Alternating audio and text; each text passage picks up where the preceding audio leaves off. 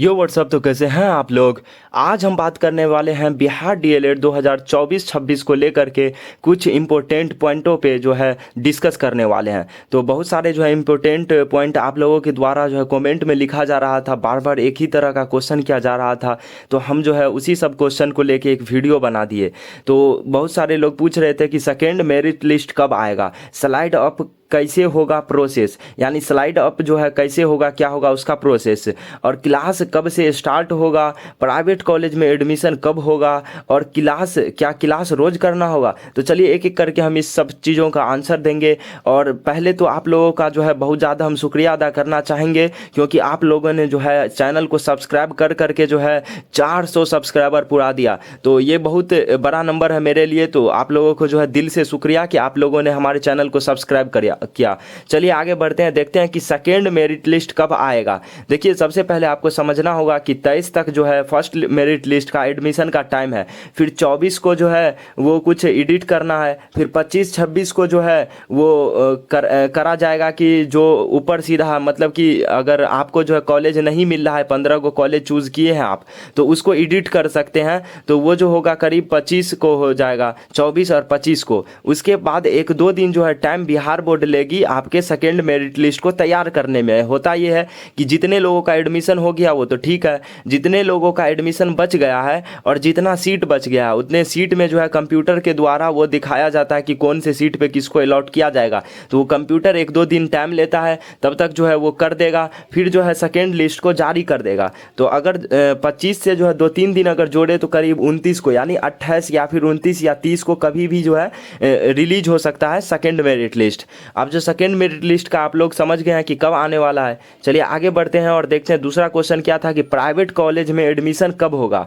देखिए अभी जो है प्राइवेट कॉलेज का कोई भी मेरिट लिस्ट नहीं है, कट ऑफ नहीं है। इसका रीज़न ये है ना कि बहुत सारे लोग पहले क्या सोचते हैं कि गवर्नमेंट कॉलेज में एडमिशन ले, जब गवर्नमेंट कॉलेज में एडमिशन ना होगा तब प्राइवेट में ले। तो और पहले क्या हो जाता था कि दोनों का एक ही साथ में जो है दे दिया जाता था, जिनको गवर्नमेंट मिलता था, वरना जो है प्राइवेट में नाम दे देता था। तो इस वजह से जो है इस बार प्राइवेट वाले को अभी रोक दिया गया है और पहले गवर्नमेंट वाले सीट पे एडमिशन करवाया जा रहा है। तो हो सकता है कि पहले जो है तीनों राउंड यानी 3 मेरिट लिस्ट तक गवर्नमेंट कॉलेज का आ जाए, गवर्नमेंट में पूरी सीट फुल हो जाए, उसके बाद जो है प्राइवेट का एडमिशन शुरू हो सकता है ऐसा हो। या फिर बिहार बोर्ड का मन कभी वो कुछ कर सकता है, कभी उल्टा फेरी होगा, उसका दिमाग करेगा कि नहीं अब ये डालना है तो बस कल ये जो है आप लोगों का प्राइवेट का भी मेरिट लिस्ट आ जाएगा, प्राइवेट में भी अलॉट हो जाएगा सीट। तो इस तरह से बिहार बोर्ड अपने मन का मर्जी है, जब वो जो चाहता है कर देता है। लेकिन ज़्यादा उम्मीद है कि पहले गवर्नमेंट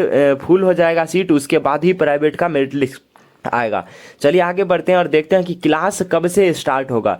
जिन लोगों का फर्स्ट राउंड में यानी अभी जो है एडमिशन ले ली है, तो आप वो जो है घर पे खाली बैठे हुए हैं, सोच रहे हैं कि कब से स्टार्ट जो है क्लास हो जाए कि आप कॉलेज में जाके जो है वो पढ़ना शुरू करें, मस्ती करना शुरू करें।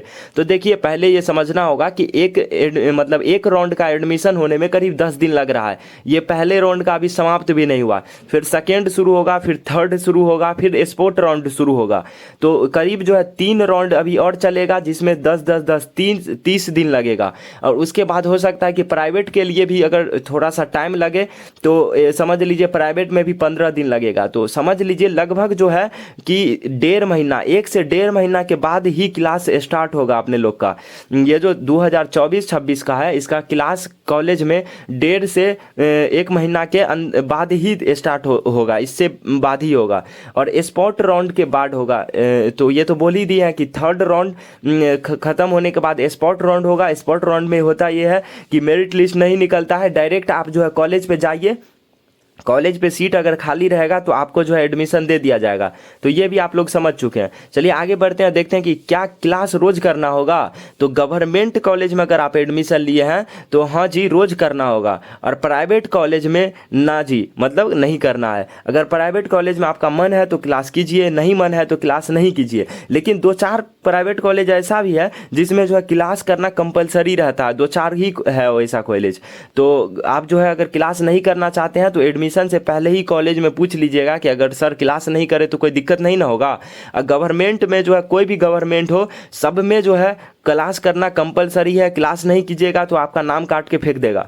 चलिए आगे बढ़ते हैं और देखते हैं कि स्लाइड अप क्या है और कैसे होता है, इसका प्रोसेस क्या है। देखिए स्लाइड अप तभी किया जाता है ना कि आप जैसे 15 को कॉलेज चूज़ किए थे, आप जो है तीसरा नंबर पे कोई कॉलेज जो चूज़ किए थे आपको वो मिल गया, लेकिन आप चाह रहे थे कि पहला नंबर वाला कॉलेज मिले या फिर दूसरा वाला कॉलेज मिले, तो इस केस में जो है आपको स्लाइड अप करना होता है। तो स्लाइड अप करने का प्रोसेस यही है कि जैसे नॉर्मल इंसान जो है एडमिशन लेता है कॉलेज में, वैसे ही आपको जा करके कॉलेज में एडमिशन लेना है। जिस कॉलेज में अभी आपका जो है आया हुआ है मेरिट लिस्ट, तो उस कॉलेज में आप एडमिशन लेने टाइम में आपको सिर्फ फी जो है 3,000 रुपया पे करना होगा। किसी किसी कॉलेज में पूरा भी फी पे करना हो सकता है, मतलब 11,500 या 7,000 जितना भी उस कॉलेज का फ़ी होगा वो ले सकता है। तो आप जो है फ़ी दे दीजिएगा। अगर 11,000 फ़ी लेता है तो वो आपका पैसा जो है बर्बाद नहीं होगा। दूसरे कॉलेज में अगर आपका अपग्रेड हो जाता है, यानी पहले नंबर वाले कॉलेज में अगर आप चले जाते हैं, तो वो 11,000 का स्लिप सिर्फ आप लेके जाइएगा और आपको बिना मतलब पैसे का ही उस कॉलेज में भी एडमिशन हो जाएगा। और आप लोग ये समझ लीजिएगा, स्लाइड अप करने के बाद भी वही कॉलेज मिल गया जिसमें पहले मिला हुआ था, तो आपको बस एडमिशन कर लेना है इसमें। या फिर आप देख लीजिएगा कि सेकेंड नहीं तो थर्ड के लिए भी स्लाइड अप कर दीजिएगा। थर्ड मेरिट लिस्ट में अगर नहीं आ रहा है अच्छा कॉलेज, यानी पहले नंबर वाला कॉलेज नहीं आ रहा है, तो आप जो है थर्ड में ही जो है अपना एडमिशन करवा लीजिएगा। तो इस तरह से जो है स्लाइड अप कर सकते हैं। तो आप लोग को शायद स्लाइड अप के बारे में सब कुछ पता चल गया है। और स्लाइड अप का नॉर्मल जो फीस है वो 3,000 रुपया है। और इसके बारे में मुझे उतना ज़्यादा आइडिया नहीं है कि ये 3,000 रुपया आपको रिफंड करेगा या नहीं करेगा। तो आप जो है इसके बारे में पूछ सकते हैं कॉलेज में, जब आप जाइएगा एडमिशन लेने के लिए या स्लाइड अप करने के लिए। और स्लाइड अप जो है कॉलेज से होता है। कॉलेज में जा करके एडमिशन टाइम में आपको बोलना पड़ता है कि सर हम स्लाइड अप कर रहे हैं, तो वो जो है कर देंगे स्लाइड अप। कॉलेज से ही स्लाइड अप होता है, खुद से भी होता है, लेकिन खुद से करिएगा तो दिक्कत हो सकता है, वो इंटरनेट पे जा करके करना पड़ता है। तो आप कॉलेज में लेकिन बोल दीजिएगा कि स्लाइड अप करना है, ठीक है। तो कॉलेज में पूछ लीजिएगा ये भी चीज़ कि 3,000 रुपया जो है रिफंड होगा या नहीं, या किसी को पता है कि 3,000 रिफंड होगा या नहीं स्लाइड अप के बाद, तो वो जो है कमेंट में मैसेज जरूर कीजिएगा। तो चलिए आगे बढ़ते हैं और देखते हैं कि लगभग जो है हमने सारा क्वेश्चन जो है कवर कर लिया। एक और क्वेश्चन था वो बता दे रहे हैं कि देखिए जो ग्रेजुएशन कर रहे हैं ना, उनका CLC यानी कॉलेज लिविंग सर्टिफिकेट नहीं मिल रहा है। और ग्रेजुएशन जो कर रहे हैं अभी थर्ड ईयर में है, जो सेकेंड और फर्स्ट ईयर में है, तो आप लोग समझ लीजिए आपको नाम कटाना होगा, उसके अलावा कोई चारा नहीं है। या तो आप DLED में एडमिशन ना लीजिए या फिर नाम कटा लीजिए। अगर सेकेंड या फर्स्ट ईयर BSc या BA कुछ भी कर रहे हैं, BCom कर रहे हैं, तो आपको नाम कटवाना पड़ेगा।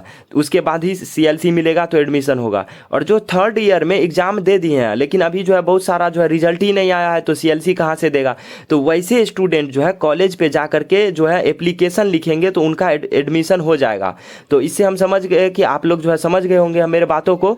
आपका और जो है 12 जो इस बार पास किए हैं, जैसे कि कोई CBSE बोर्ड से होंगे या फिर बिहार बोर्ड में भी होंगे, और जिनका मूल प्रमाण पत्र यानी कि जो सर्टिफिकेट नहीं मिला है 12 का, कोई दिक्कत की बात नहीं है। आप जो है 12 का सिर्फ मार्कशीट भी लेके जाइएगा तो काम हो जाएगा। तो इस वीडियो में बस इतना ही बात करेंगे। अगर आपको जो है वीडियो पसंद आया हो तो वीडियो को लाइक कीजिए, चैनल को सब्सक्राइब कीजिए। मिलते रहेंगे आपको इसी तरह से मज़ेदार वीडियो में। तब तक के लिए ओके बाय, जय हिंद।